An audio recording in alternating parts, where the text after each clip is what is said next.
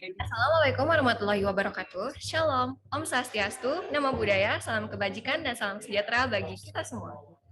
Selamat malam dan selamat bergabung di acara diskusi publik yang diselenggarakan oleh kelompok PKN Tanpa Berpendidikan sebagai bagian dari kelas pendidikan kewarganegaraan Universitas Katolik Parahyangan.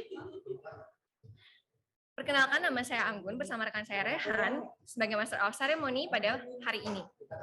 Ucap syukur kami panjatkan kepada Tuhan Yang Maha Esa, karenanya kita dapat berkumpul dalam keadaan sehat dan bahagia.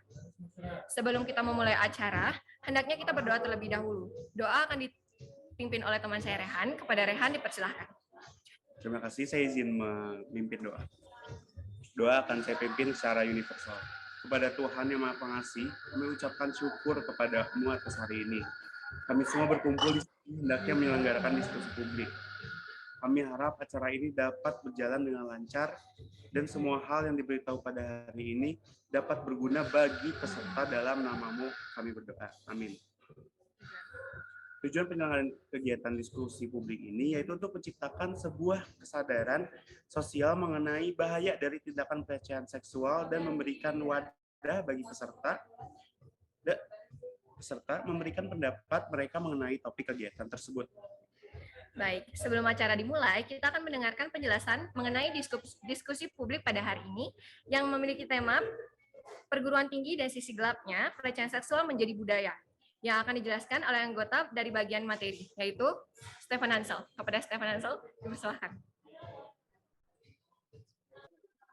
Untuk acara diskusi publik kali ini kita akan membawakan tema yang sudah diberitahukan tadi, yaitu perguruan tinggi dan sisi gelapnya, pelecehan seksual menjadi budaya. Ini merupakan suatu hal yang sudah kerap kita dengar ya. Ini merupakan sesuatu hal yang relatable dan juga bisa kita pernah kita dengar di berita-berita, dan kita akan membawakannya dengan bentuk diskusi publik di mana kita membawakan seorang narasumber yang tentunya ahli dengan bidang ini. Kami juga akan membahas lebih dalam apa itu pelecehan seksual dan juga bukti-bukti nyata dan juga berbagai macam hal seperti faktor-faktor dan juga sanksi ataupun faktor-faktor yang akan menyebabkan kejadian ini. Dan kita juga akan membuka ini sebagai diskusi ya, ini bukan seminar, dan kita akan memberikan kesempatan bagi para peserta yang ingin berpendapat ataupun memberikan teori dan juga opini mereka.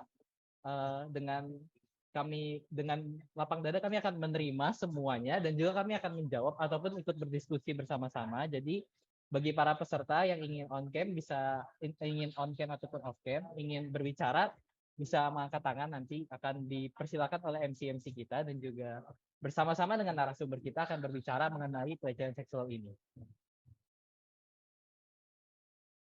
Oke, terima kasih kepada Stephen Hansel yang sudah menjelaskan mengenai tema dari diskusi publik pada hari ini. Nah, sebelum kita mulai acara ini, tanpa berlama-lama, kita akan segera memulai diskusi publik pada hari ini.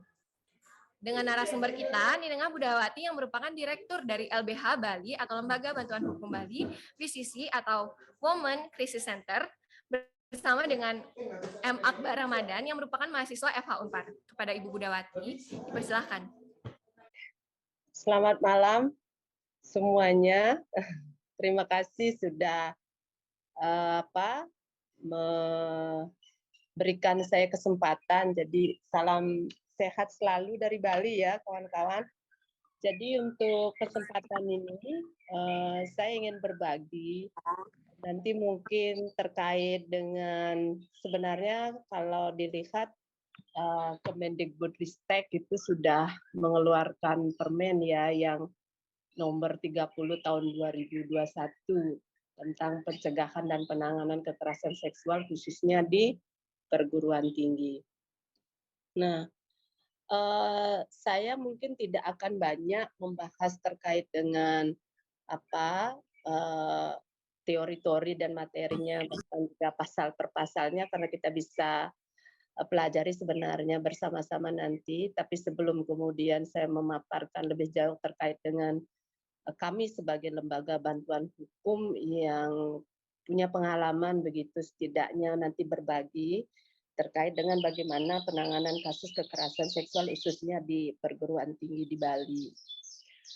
Tapi saya juga sedikit menyampaikan bahwa apa yang saya sampaikan mungkin nanti tidak update begitu, hanya sebatas apa yang saya ketahui saja. Jika kemudian nanti terkait dengan materinya kemudian adik-adik kemudian mengatakan bahwa update-nya tuh yang terbaru nih seperti ini Bu Bude begitu, boleh ya nanti kita berbagi. Oke, di sini ada Renata Nadindra. Oke, dipersilakan untuk pertanyaan. Halo Ibu, permisi. Perkenalkan nama saya Renata Nadindra Miarsa dari Fakultas Hukum Unpar angkatan 2022.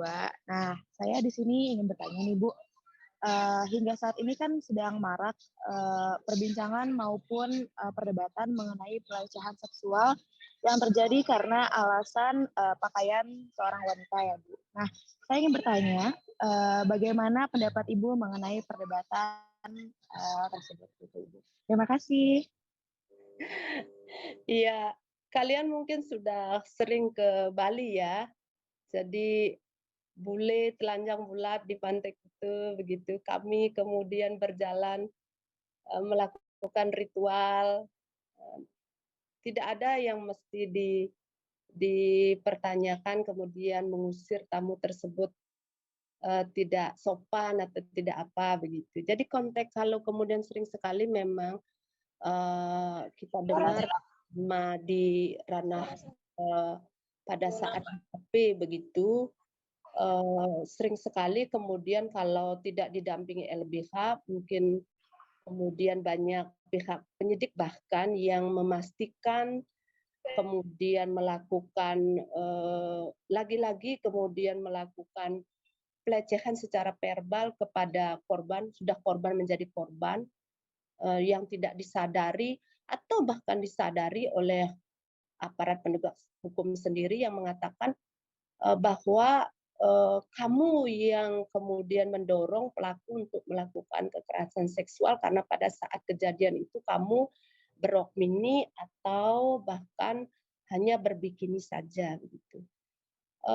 Busana sebenarnya bagi kami itu sudah sering kami diskusikan dan menjadi perdebatan dan bahkan sangat sengit kami mengatakan tidak ada alasan kemudian busana dijadikan sebagai kata pembenar bagi seseorang boleh melakukan pelecehan kepada seseorang, itu siapa saja.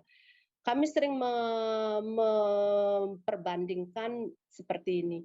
Jika ada kemudian seseorang yang telanjang di jalan raya, apakah berhak bagi kamu untuk menciumnya, merabanya, atau bahkan melakukan kekerasan seksual yang lebih dramatis begitu? Mengapa kamu kemudian kalau menemukan orang seperti ini tidak kemudian kamu bijak dan punya kepedulian yang luar biasa mengambilkan pakaian tersebut, pakaian untuk orang ini. Tapi mengapa kamu kemudian mempergunakan hal-hal ini untuk mengatakan bahwa berhak atau wajar atau lazim bagi saya untuk melakukan kekerasan seksual itu. Di catatan-catatan kami juga melakukan kajian bersama dengan seluruh lembaga LSM begitu, pengada layanan kami bilang di seluruh Indonesia.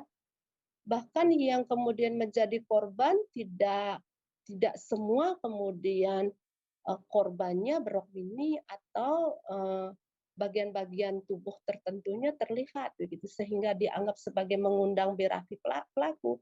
Bahkan ada yang sangat-sangat tertutup itu menjadi korban.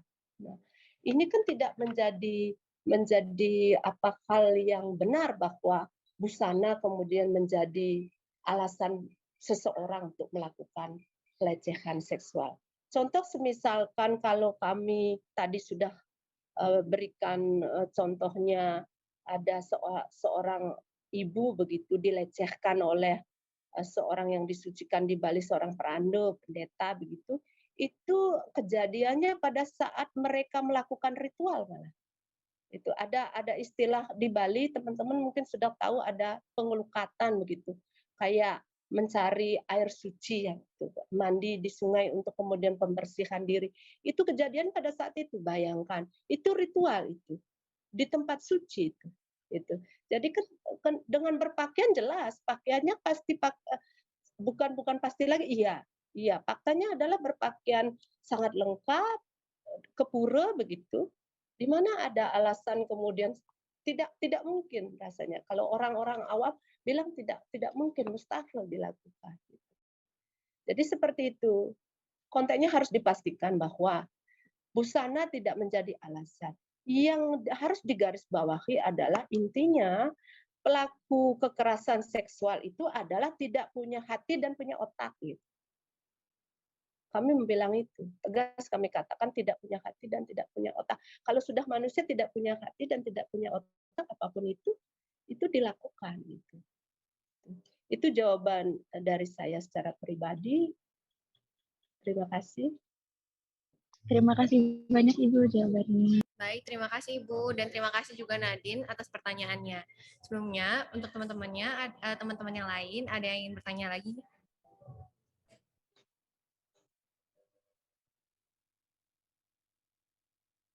Oke, nggak ada ya. Berarti Raihan bakal ngajuin pertanyaan juga. Kepada Raihan, dipersilakan.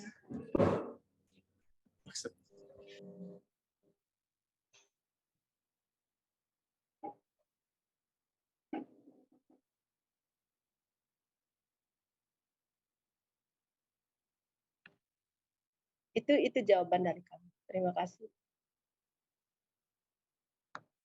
Baik, terima kasih Ibu atas penjelasannya.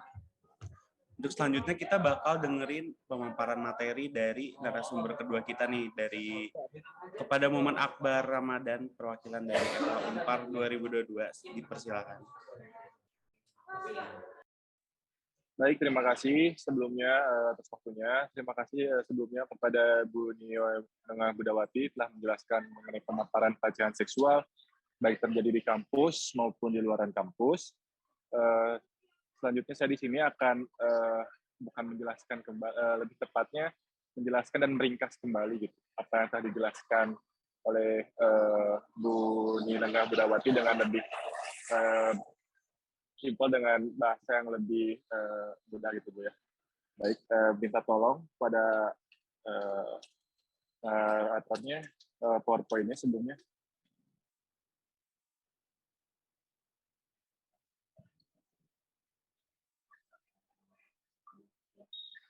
Oke, sebelum masuk ke materi, perkenalkan dulu, nama saya Muhammad Akbar Ramadan.